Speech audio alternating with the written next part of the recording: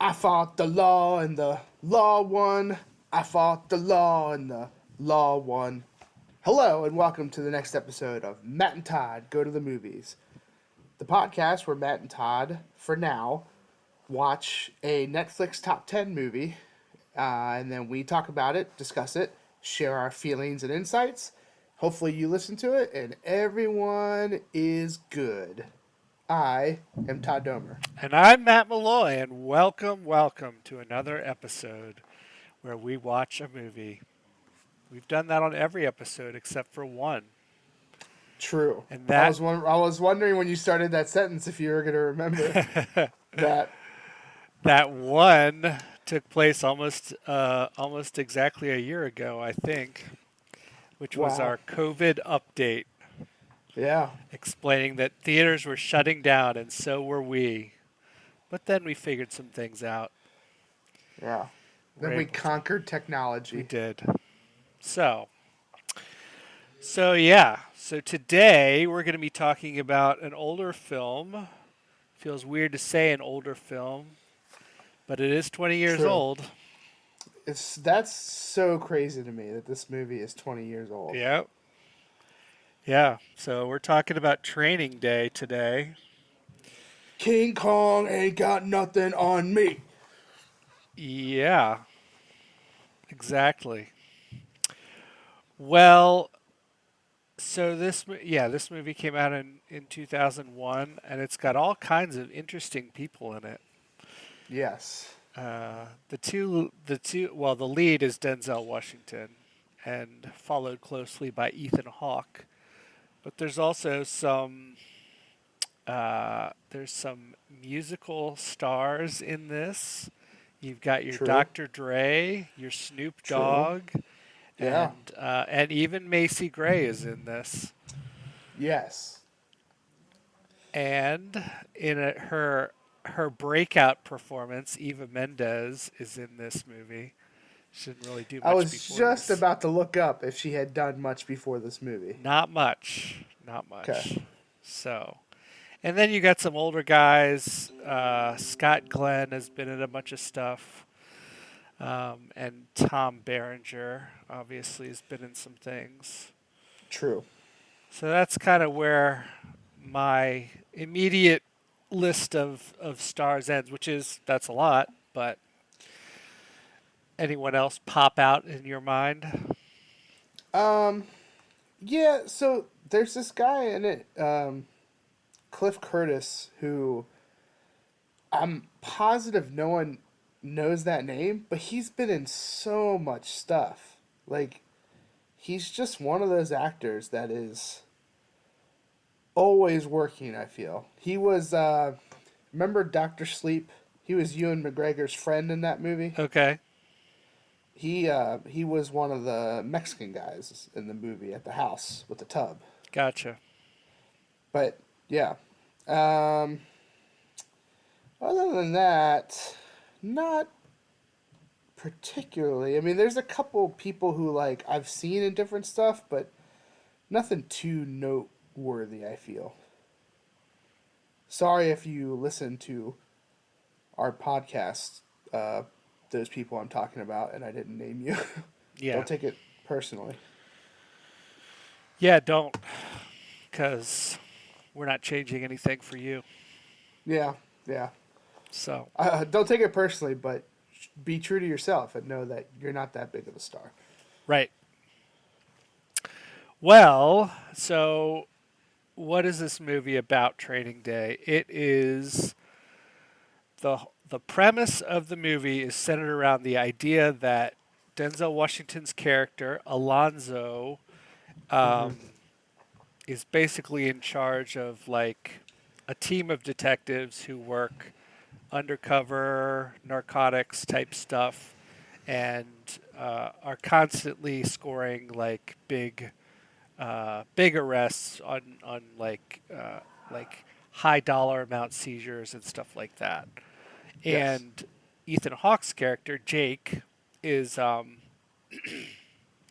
is trying to join that team of people, and so he goes with Alonzo on what is called a training day, where he just kind of shadows him as they go around and do police work, police officer type things, um, Yeah. so that he can learn about kind of how Denzel's character runs his team of people and what he expects and all that kind of stuff. So that's the setup.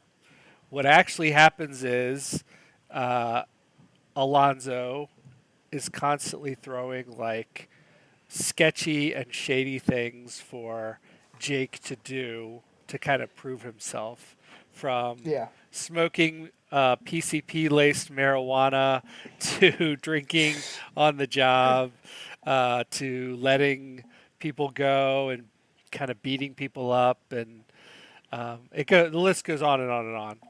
Yeah. And it kind of culminates. So there's like this struggle between Ethan Hawke's character Jake, who is kind of a by the book guy who's trying to figure out how to stay true to that part of his character, while Yeah. Alonzo is pushing him to down the road of like police corruption uh, and abuse of power type things. Yeah. And then there's also, well, I won't go too much into my analysis of the movie, but um, so this all kind of culminates when this whole team of people gets together.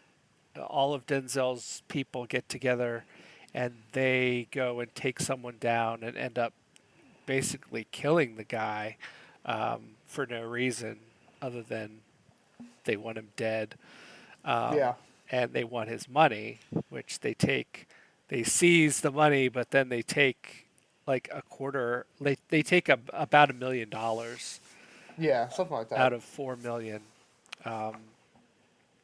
and that's kind of the last straw for Jake, and he has to figure out a way to resolve his feelings, and he does so in a way that I will not reveal. But Yeah. I think that's kind of the plot in a nutshell. Yeah.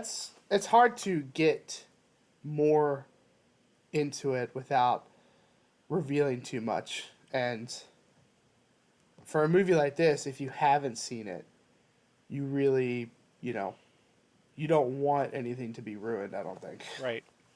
Right. So what did you think? You and I have both seen this movie before, but not for a number of years. So yeah, it's definitely been a while. Um, I liked this movie when I first saw it, and I still like it. Like, I think it's a pretty solid movie to me. Both, in a lot of aspects, really great acting from Denzel and Ethan Hawke. Really, Denzel is the one who shines in this movie, and I think this was an important role for him, because it just kind of showed that he had like an aggressive side, like like he wasn't just the reliable, safe Denzel actor. It was like he was taking a huge risk, I think, or he wanted to shake things up a little bit, and I thought this was just one of those roles that's pretty iconic. Like, I think he'll be remembered for this role for a long time. Not to say that Ethan Hawke was bad or anything, but it's almost like no matter how good Ethan Hawke is in this movie, he's just outshined by the charisma that Denzel has in this movie, and it's just so captivating to me. I was a little bit worried of whether or not it was going to hold up to me, not like just the movie itself, but how captivating Denzel's performance is, and it's just as good as I remember. So, and it's a really great story. It's a very engaging story. I mean, I think the soul of the movie is a good guy who's trying to do really good things is put into very sketchy, bad situations, and continuously asks to compromise himself, and it's his struggle with it. Like I think that's like the soul of the movie, but it's the Denzel show for sure in this movie in the acting. Um, yeah. Uh, what else to really say about this movie? I mean, I'm still a big fan of it. I thought it was really well done, and I really feel like anyone, if you haven't watched this movie, I feel pretty strongly that you should watch this movie if you haven't. It's just that entertaining and that good. So yeah, I mean, I don't want to continue to go on forever just saying random, general, nice things about this movie. You can't go until, like, a lot of the things I love specific about this movie, it's just not good to talk about until someone's seen it. So, I'm a fan. I think you should watch it. I think everyone does a pretty good job in this movie. But the star of the show, to me, is Denzel. And I think this is probably one of his, if not his most iconic role, is this movie, to me. So, that's gonna be me. Who knows? Maybe you'll say something, Matt, that'll make me want to pipe in again. But Matt, Well, how uh, did you feel about this movie? I, I I enjoyed myself watching this movie for sure. Um, One thing I was curious about is it's probably been 20 years since I've seen it, and I've learned Mm-hmm. a lot about racism in America and about police brutality, and obviously a lot of that's been coming up in our culture lately, and I wanted to see how this would fit into kind of what we hear about Sure. what black people face on a daily basis as far as when they're interacting with police. Now, obviously, Denzel Washington is playing a black cop in this, and that sort of complicates the narrative a little bit. We're just trying to overlay it onto what we are seeing in our country right now. Sure. But I I thought that it showed, well, there's a lot of corruption that's evident in this movie. And I do think that Denzel's character, Alonzo, at one point had his mind in the right place about the way to do things and the way to make progress in capturing criminals and so on and so forth. But then I think he was corrupted by power, which I feel like is Sure. a huge problem in a lot of aspects of our society. And Yes. um, it got to the point where, yes, he was generating arrests and he was um, taking care of some like criminals, but really he was also taking money from people to keep them kind of doing bad stuff. And obviously we see him kill someone in this movie basically for money. And Right. um, there's a heavy dose of police corruption, which I think that lines up with some of what we've seen and heard about cops being abusing their power and the systems covering for them or taking care of them. Um, Sure. so uh, that's not 100% what happens here, but it certainly is a part of it. And I think that overall, I didn't really have any problems with the way that uh, things were portrayed in this movie. In light of where we are as a country today, 20 years later, I thought that it was probably an accurate portrayal of how some people are and how some cops are. Not all cops. Um, and I thought that it was, well, I also think that it's an intriguing story and an interesting movie outside of that. Um, you're right. Denzel Washington does an amazing job playing this charismatic bad guy who's pretending to be good.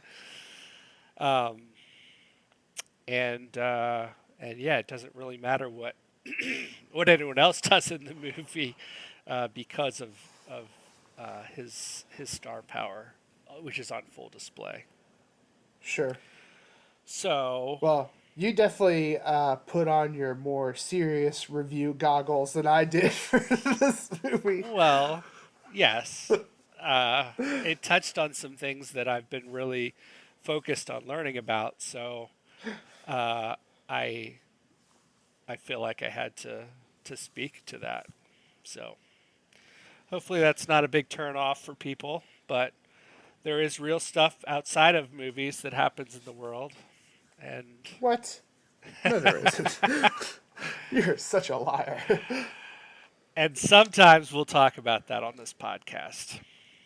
So, I would say absolutely I agree with you, Todd. If you haven't seen this movie, do take some time and watch it, and you know, yeah, think about what's happening in our country as you watch it.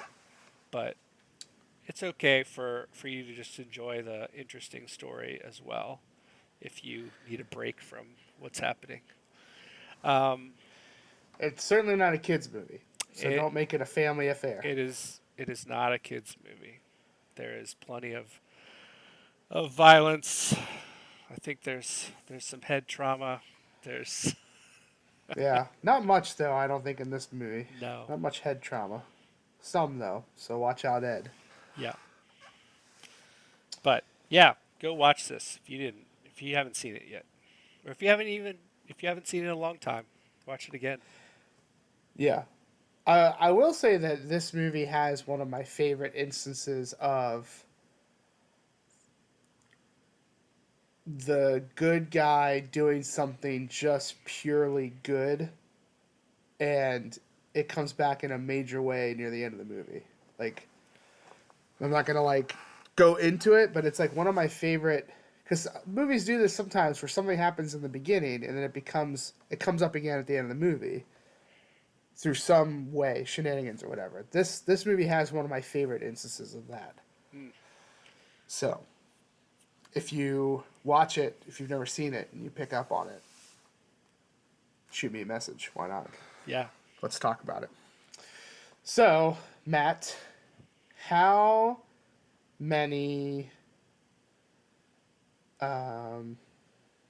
thrown up crack bags would you give this movie 0 to 5? I could even extend that. Thrown up crack bags by Snoop Dogg. Yes. Would you give this movie 0 to 5? Well, and in this case, thrown up crack bags. The more thrown up crack bags you have, the better Yeah. the score is. The more the merrier. That's right. You want as many thrown up saliva, stomach acid covered crack bags as you can get. Yes. So we'll be doing 0 to 5, although in the movie, Snoop Dogg does throw up 6 Yes. crack bags. Well, I am going to go out and say I'm going to go with a pretty high rating for this movie. I'm going to go 4.2 crack bags out of 5.